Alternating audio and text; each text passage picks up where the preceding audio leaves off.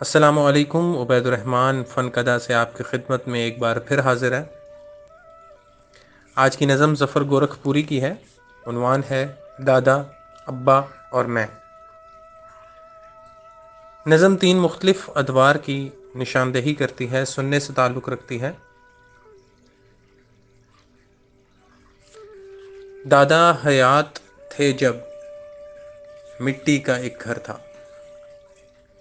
چوروں کا کوئی کھٹکا نہ ڈاکوؤں کا ڈر تھا،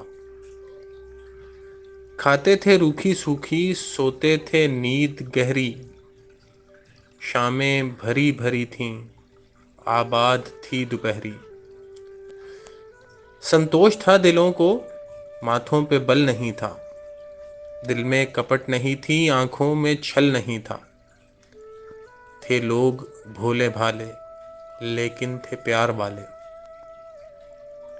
ابا کا وقت آیا، تعلیم گھر میں آئی، تعلیم ساتھ اپنے ایک انقلاب لائی، اونچا روایتوں سے اٹھنے کا دھیان آیا، مٹی کا گھر ہٹا تو پکا مکان آیا،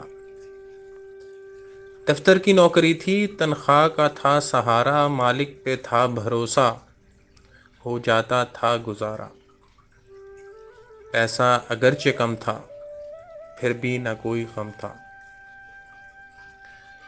اب ہے میرا زمانہ، ہر بات ہے نرالی، گھر تو بھرا پڑا ہے پر زندگی ہے خالی، ایک بھاگ دوڑ ہر دم جیون کا حال ایسا، اپنی خبر نہیں ہے مایا کا جال ایسا، پیسہ ہے مرتبہ بھی، جاہ و وقار بھی ہے، نوکر ہیں اور چاکر، بنگلہ ہے کار بھی ہے،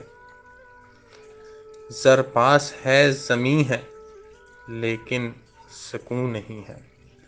بہت شکریہ۔